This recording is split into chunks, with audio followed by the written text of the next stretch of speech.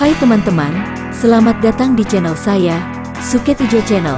Sebelum kita lanjut ke ceritanya, Suket Ijo Channel ingin berbagi info buat teman-teman sekalian yang sedang membutuhkan sneakers, kaos dan sendal dengan harga yang murah tapi dengan kualitas yang baik. Silahkan kunjungi toko kami, Ravania Lariskan, dan link akan kami sertakan di deskripsi. Berikut sebagian produk-produk yang kami tawarkan.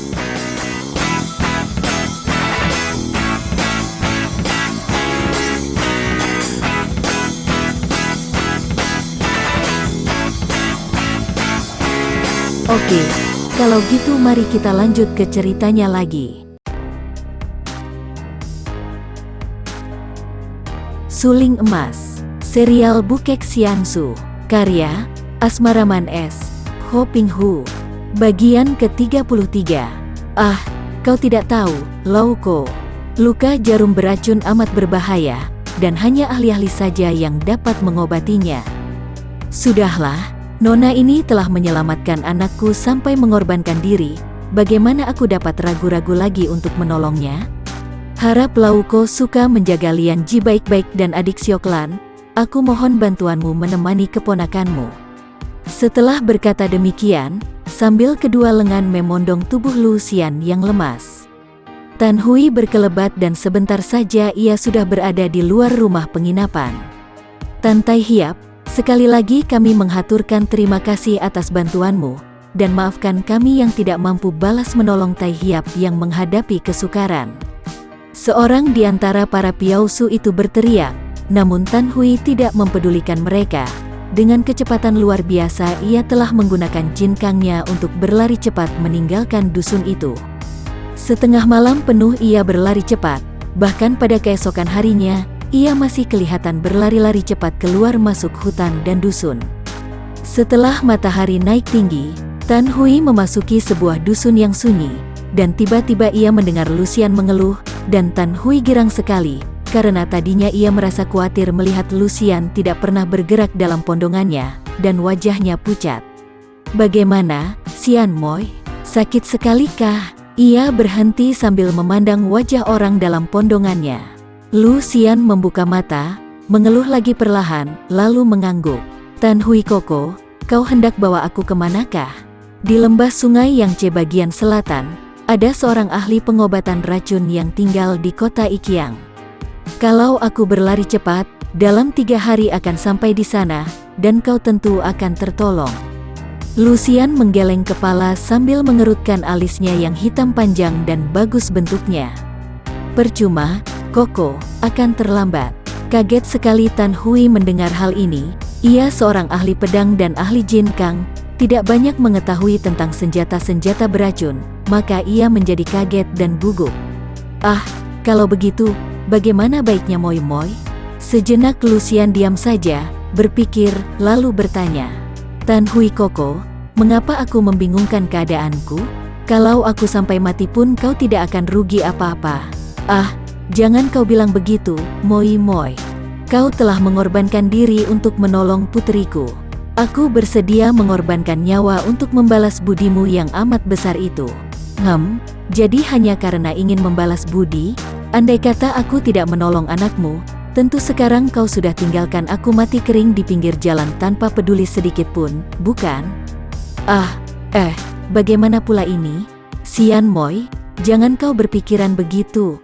Biarpun kita baru saja berkenalan, akan tetapi aku amat kagum dan suka kepadamu. Sudahlah, untuk apa bicara seperti ini? Sekarang yang paling penting, bagaimana harus membebaskanmu daripada bahaya racun. Xian Moi tadi kau bilang, dalam 3 hari terlambat. Bagaimana kau bisa bilang begitu? Apakah kau mengerti tentang pengaruh racun? Aku tahu. Bahkan aku mengerti bagaimana caranya mengobati luka karena jarum beracun ini. Akan tetapi aku sangsi apakah kau sudi melakukannya untukku.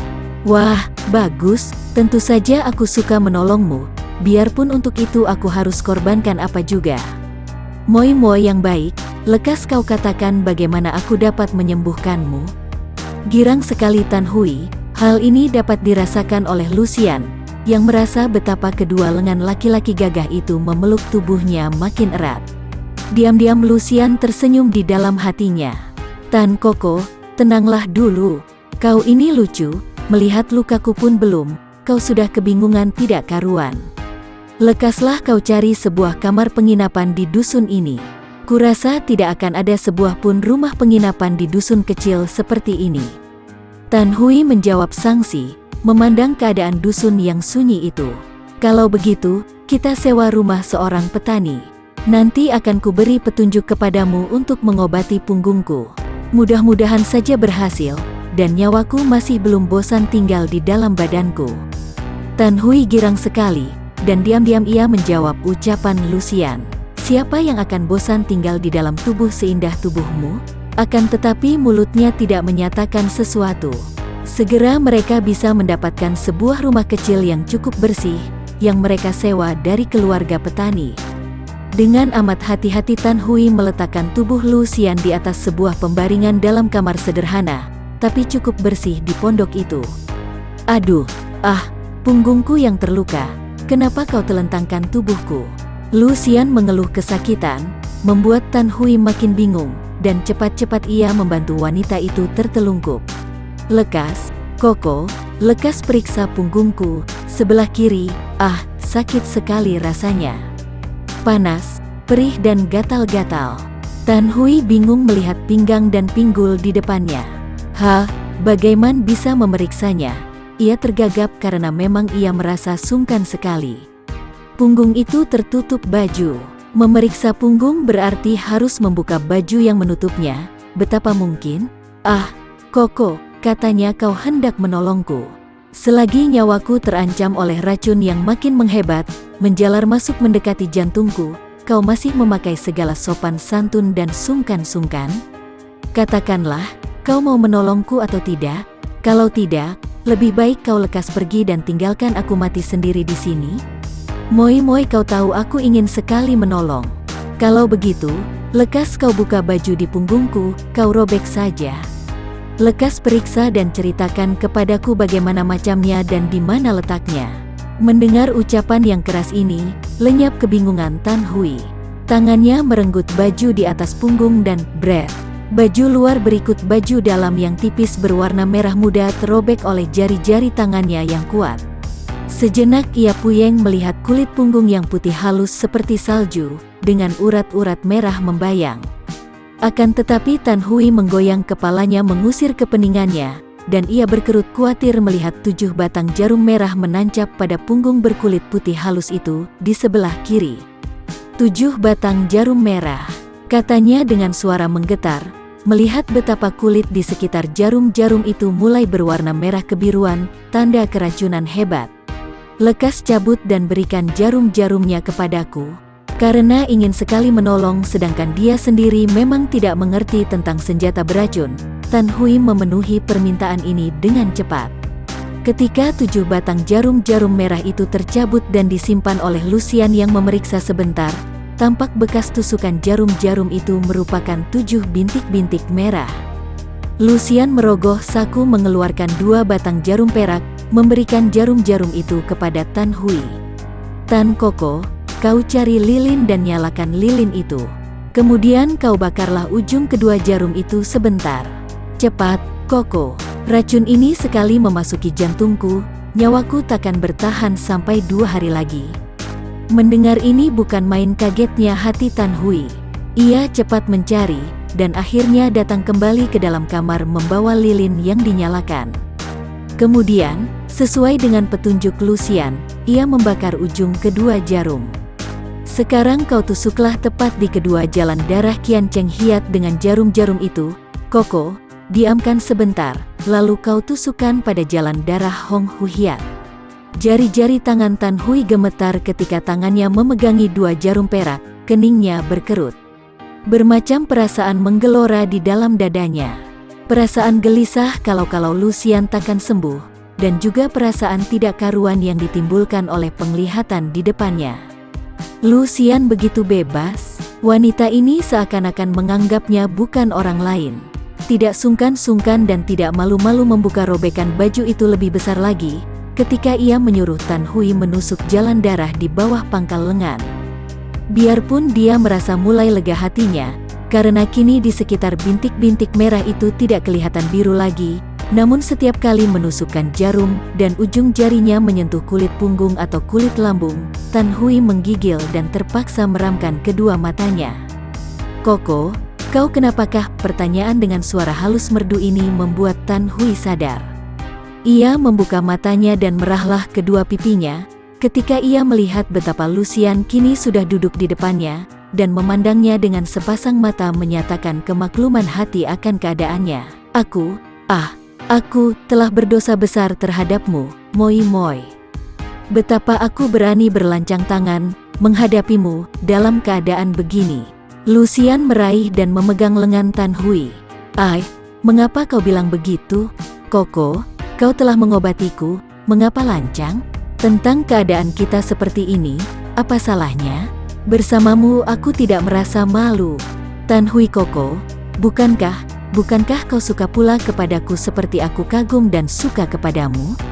Tan Hui menelan ludah. Bukan main wanita ini. Cantik jelita sukar dicari keduanya, berilmu tinggi pula. Laki-laki mana di dunia ini yang takkan tergila-gila? Apakah dia suka kepada Lucian? Pertanyaan gila. Moi Moi, tentu saja aku suka kepadamu, aku kagum kepadamu. Akan tetapi ketahuilah, Sian Moi, aku hanya seorang duda yang sama sekali tidak cukup berharga untukmu dan... Tiba-tiba Lucian menutupkan jari-jari tangannya yang kecil dan berkulit halus itu di depan mulut Tan Hui, mencegahnya bicara lebih lanjut. Betapapun hebatnya seseorang, sudah tentu sekali ada kelemahannya. Dan bagi pria, biasanya takkan kuat menghadapi rayuan wanita, betapa kuat pun si pria itu. Bujuk rayu seorang wanita cantik lebih dahsyat daripada gerak kilat ratusan anak panah, atau ribuan mata pedang. Tan Hui adalah seorang pendekar yang memiliki nama besar. Nama julukan Hui Kiam Eng bukanlah nama kosong belaka. Ia merupakan seorang pendekar penegak keadilan dan kebenaran, penentang kejahatan, ditakuti lawan disegani kawan. Namun ia seorang laki-laki juga, malah ditinggalkan istrinya, seorang laki-laki yang haus akan cinta kasih, yang haus akan kehadiran wanita di dekatnya. Kalau saja ia tidak kehilangan istrinya, belum tentu ada wanita betapapun cantiknya akan dapat berhasil menggodanya. Akan tetapi kini keadaannya lain. Ia kehilangan istrinya, sedang haus akan cinta. Celakanya, ia berjumpa dengan seorang wanita seperti Lucian, seorang wanita yang hebat, cantik jelita, apalagi yang sudah menolong putrinya dengan pengorbanan. Wanita muda yang bajunya robek terbuka di bagian punggung sampai hampir membuka dadanya, yang memegang tangannya, yang memandangnya dengan sinar mata mesra dan bibir tersenyum menantang. Herankah kita kalau kemudian Tan Hui terjungkal pertahanan batinnya, dan tergila-gila membiarkan diri menjadi hamba nafsu asmara? Begitu tergila-gila pendekar ini, sampai ia lupa bahwa perbuatannya ini adalah sebuah pelanggaran besar bagi seorang satria, bagi seorang pendekar. Lupa bahwa ia telah melanggar pantangan, melanggar susila. Lupa pula bahwa ia melanggar hukum keluarganya, ketika ia berbisik-bisik menjanjikan kepada Lucian untuk menurunkan ilmu Jin Kang yang luar biasa keluarganya. Tan Hui, pendekar besar berjuluk Hui Kiam Eng itu telah benar-benar menjadi mabok oleh kecantikan wajah dan keharuman tubuh Lucian. Mereka berdua lupa akan segala, mengejar kesenangan yang tak kunjung puas. Sampai berpekan-pekan Tan Hui dan Lucian berdiam di dusun sunyi itu, setiap hari bermain-main di pinggir anak sungai dalam hutan, bersenda gurau, tertawa-tawa dan bermain cinta, di samping berlatih ilmu Jin Kang yang diturunkan oleh Tan Hui kepada kekasihnya. Ilmu Jin Kang keturunan keluarga Tan Hui ini memang hebat, dan aneh pula cara melatihnya. Rahasia kehebatannya terletak dalam latihan pernapasan dan samadhi, cara penyaluran jalan darah di waktu mempergunakan ilmu ini untuk bergerak atau berlari cepat. Disitulah terletak perbedaannya dengan Jin Kang dari golongan lain. Dan cara melatihnya pun istimewa, yaitu dengan bersamadi dalam keadaan telanjang bulat. Inilah sebabnya mengapa Tan Hui pernah menyatakan keraguannya untuk mengajarkan Jin Kang, dan menyatakan bahwa hanya orang dalam atau keluarga sendiri yang boleh melatihnya, karena untuk mengajar orang lain, bagaimana mungkin dengan syarat seperti itu? Akan tetapi setelah Lucian si cantik jelita menjadi kekasihnya, menjadi istri walaupun di luar pernikahan, tentu saja syarat itu tidak menyusahkan mereka lagi. Karena Lucian memang sudah memiliki ilmu silat tinggi, dan di samping ini juga amat cerdik, dalam waktu kurang lebih 2 bulan saja ia sudah berhasil menguasai ilmu Jin Kang yang diturunkan oleh kekasihnya kepadanya. Ia merasa girang sekali, bukan hanya girang karena dapat mempelajari Jin Kang yang terkenal di dunia Kang Ou sebagai Jin Kang nomor 1 itu, juga ia merasa girang karena mendapat kenyataan bahwa Tan Hui adalah seorang kekasih yang menyenangkan hatinya. Seorang kekasih yang cocok dengannya, tidak seperti bekas suaminya, Jenderal Kam Siek, yang dalam segala hal ingin menonjolkan disiplin. Sudah dapat ia membayangkan berapa akan bahagia hidupnya di samping Tan Hui, karena kekasihnya ini sudah menyanggupi untuk berdua dengan dia menjelajah di dunia Kang Ou, mencari ilmu-ilmu yang lebih tinggi lagi, dan sedapat mungkin ingin menjadi suami istri jagoan nomor 1 di dunia. Dengan Tan Hui di sampingnya, bukan tak mungkin cita-cita ini akan tercapai. Akan tetapi, betapapun juga, manusia takkan mampu mengatur nasibnya sendiri, kalau perbuatannya bertentangan dengan pri kebajikan. Mimpi yang muluk-muluk ini ternyata menghadapi kegagalan total yang menyedihkan. Pagi hari itu, ketika pagi-pagi sekali Lucian mendahului kekasihnya bangun dan pergi mandi di anak sungai, kebetulan datang serombongan orang mencari Hui Kiam Eng Tan Hui di dalam dusun. Mereka ini adalah serombongan Piausu terdiri dari 9 orang. Ketika bertemu dengan Tan Hui, mereka menceritakan bahwa mereka diminta tolong oleh kakak ipar pendekar ini untuk mencarinya sebagai pembalasan budi. Tentu saja para Piausu ini segera mencarinya.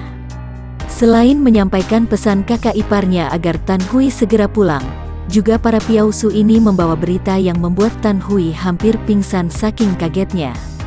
Akan tetapi pendekar ini masih mampu menekan perasaannya, dan segera ia menyuruh pergi para Piausu itu secepatnya, sambil mengirim pesan kepada kakak iparnya bahwa ia segera pulang. Demikianlah, ketika Lucian dengan wajah berseri, wajah seorang wanita dalam cinta, pulang dari anak sungai, ia disambut oleh Tan Hui dengan muka masam. Jelas sekali bahwa Tan Hui menahan-nahan gelora amarah yang mengamuk di hatinya. Menurutkan kata hatinya, ingin Tan Hui mengamuk, namun ia mencinta Lucian, maka yang keluar dari mulutnya hanyalah ucapan singkat. Sian Moi, sampai saat ini sajalah hubungan kita. Aku hendak pergi sekarang. Selamat tinggal. Koko, mengapa senda guraumu tak enak benar pagi ini? Lucian menangkap lengan kekasihnya yang hendak pergi itu. Ia masih menganggap kekasihnya bergurau.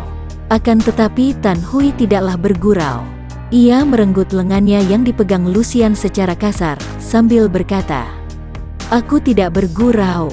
Aku benar-benar akan pergi meninggalkanmu, karena hendak menikah dengan Siok Lan, gadis dusun yang baik." Tiba-tiba sepasang mata Lucian berkilat marah. Suaranya dingin sekali ketika ia menghadapi Tan Hui, sambil berkata, begitukah? Tan Hui, katakanlah apa yang menyebabkan perubahan pada dirimu ini. Mengapa kau marah-marah kepadaku, dan seperti tiba-tiba membenciku? Apakah kesalahanku? Bukankah semalam kau masih memperlihatkan cinta kasih yang besar terhadap diriku dan... Cukup, Tan Hui membanting kakinya dengan marah, sedangkan mukanya berubah menjadi merah. Jangan sebut-sebut lagi hal itu, jangan sebut-sebut lagi perbuatan biadab kita yang tak mengenal tata susila. Perbuatan terkutuk. Tan Hui, apa maksudmu? Kita saling mencinta, aku menyerahkan jiwa ragaku sebulatnya kepadamu, dan kau bilang itu terkutuk? Perbuatan jina yang terkutuk, apa kau masih ingin memaksa aku bicara? Sudahlah, aku pergi. Tan Hui memaksa keluar dari pintu depan. Akan tetapi Lucian meloncat dan menangkap lengannya. Kau bicara, kau keluarkan isi hatimu. Aku akan mati penasaran kalau kau tidak bicara. Hayo katakanlah, mengapa kau marah-marah dan membenci padaku? Dengan kening berkerut dan muka keruh Tan Hui membalikkan tubuhnya. Sejenak ia menunduk dan menarik napas panjang, lalu terdengar ia satu kali terisak. Setiap kali aku menanyakan riwayatmu, kau selalu mengelak. Kiranya kau menyembunyikan rahasia, dan aku menjadi barang permainanmu.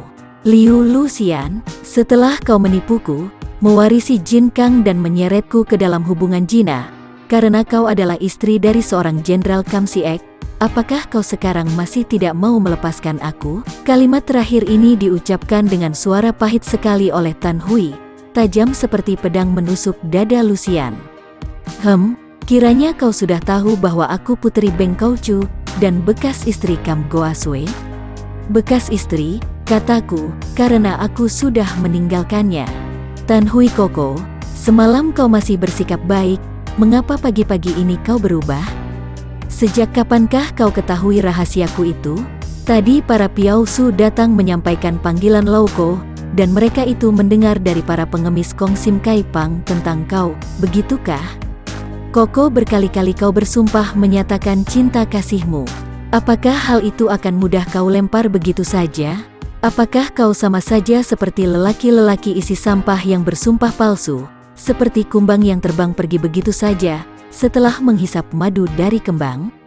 Apakah kau seorang laki-laki begitu rendah akhlak? Tan Hui marah. Liu Luxian, kau cukup tahu laki-laki macam apa aku ini? Aku pasti akan memenuhi janji-janjiku. Aku cinta kepadamu. Sampai detik ini pun aku masih cinta kepadamu, terkutuk. Akan tetapi kau adalah istri Kam Siek, seorang pahlawan yang kuhormati. Aku telah berzina denganmu, ini saja sudah merupakan perbuatanku yang biadab, yang cukup membuat aku bisa mati karena malu. Akan tetapi engkau, Luxian, bagaimanakah Tian memberkahimu dengan wajah secantik itu dan tubuh seindah itu, akan tetapi dengan hati serendah ini? Bagaimanakah kau seorang istri dari seorang pahlawan terhormat, bisa meninggalkan suami dengan bermain gila dengan laki-laki lain hanya untuk mencuri ginkang? Kau manusia rendah, wanita tak tahu malu, biarpun aku cinta kepadamu, namun aku pun muak akan tingkah lakumu. Sudahlah, aku pergi sekarang. Aku akan menikah dengan gadis kampung agar tidak dapat terjerat lagi oleh siluman betina macam engkau. Tan Hui meloncat jauh ke depan. Terdengar pekik kemarahan dan tangan kiri Luxian bergerak. Sinar merah menyambar ke arah Tan Hui.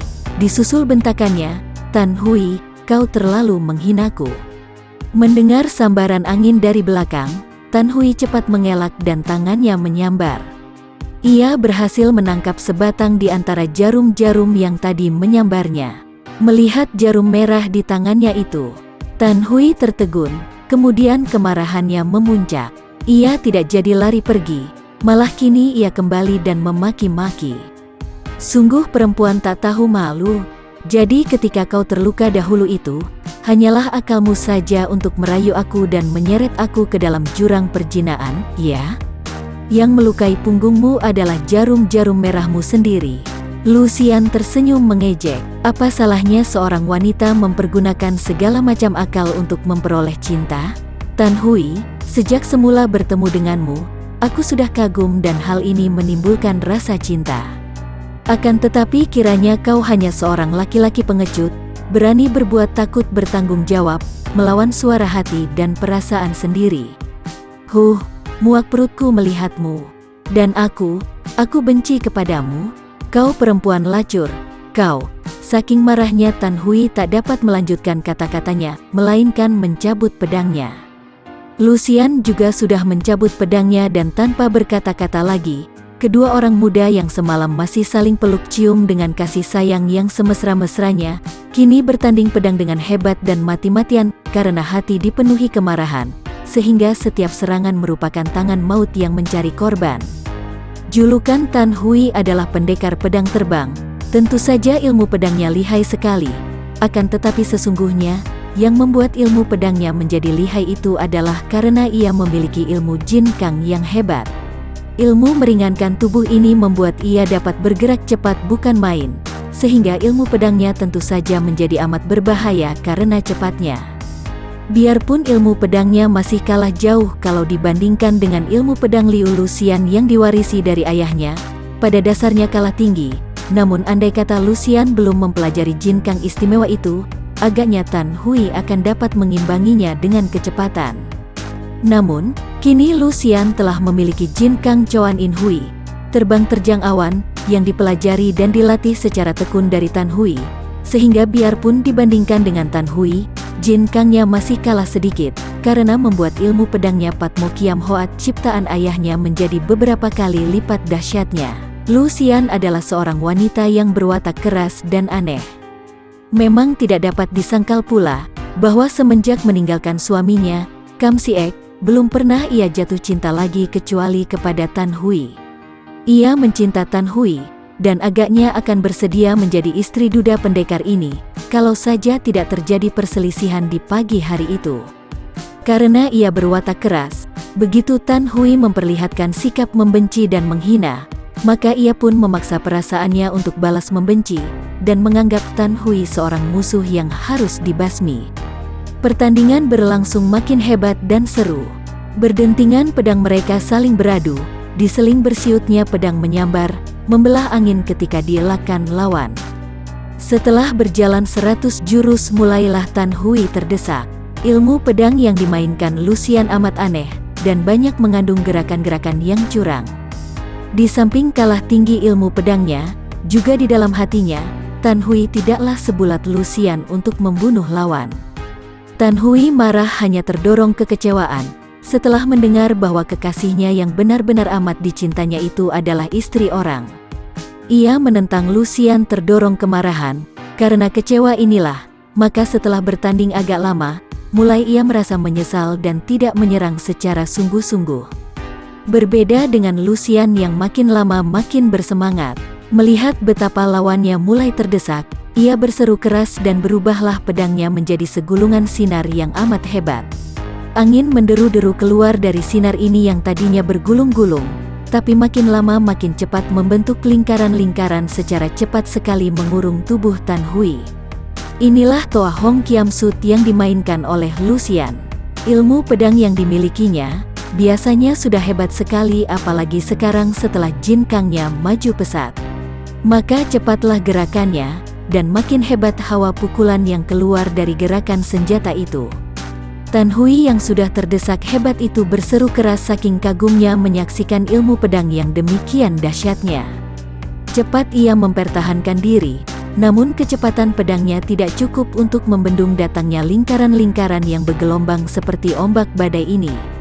Baru saja pedangnya berdenting karena bertemu dengan pedang Lu Xian, pedang wanita itu sudah menyelinap dengan kecepatan yang tak dapat disangka-sangka, tahu-tahu sudah memasuki perut Hui Kiam Eng Tan Hui. Cep, hanya sedetik terjadinya hal ini Lu Xian sendiri merasa kaget, cepat-cepat mencabut pedang dan meloncat mundur sejauh 4-5 meter, lalu berdiri tegak dengan mata terbelalak memandang bekas kekasihnya yang kini menjadi musuhnya itu. Tan Hui masih berdiri tegak, tangan kanan memegang pedang, tangan kiri menutup luka di perutnya sambil menekan keras-keras, namun tetap saja darahnya menetes-netes melalui celah-celah jari tangannya. Mukanya pucat, akan tetapi bibirnya tersenyum pahit. Tidak penasaran Hui Kiam Eng roboh di tangan Putri Beng Kaucu, karena memang Kiam Hoatmu hebat luar biasa. Akan tetapi sebagai bekas kekasihku, biarlah ku nasihatkan kepadamu bahwa kalau kau melanjutkan kesukaanmu menggoda dan menghancurkan hati laki-laki, hidupmu kelak akan terkutuk, kau akan banyak dimusuhi orang. Xian Moi, kenapa kau tidak kembali saja kepada suamimu sehingga hidupmu kelak akan terjamin? Cerewet, kau tak berhak mencampuri urusan hidupku. Kau sudah terluka, aku memberi kesempatan kepadamu untuk pergi mengingat akan perkenalan kita yang lalu. Senyum di mulut Tan Hui berubah makin pahit. Seorang pendekar tidak akan lari daripada maut. Lukaku memang hebat, tak terobati, akan tetapi aku masih berdiri tegak, pedangku masih di tangan. Siapa bilang aku kalah? Baru kalah kalau pedang ini sudah terlepas dari tangan, dan kedua kaki ini sudah tak dapat berdiri. Lihat serangan. Tan Hui menerjang maju lagi dengan dahsyat, sambil menekan perut dengan tangan kiri. Bagi teman-teman yang menyukai video ini, silahkan subscribe, share, and like. Jangan lupa nyalakan bunyi loncengnya untuk mendapatkan video-video terbaru dari kami. agar kami terus bersemangat dalam membuat video-video yang menarik. Mohon maaf kalau masih banyak kesalahan di sana-sini. Semoga kedepannya kami bisa lebih baik lagi. Terima kasih.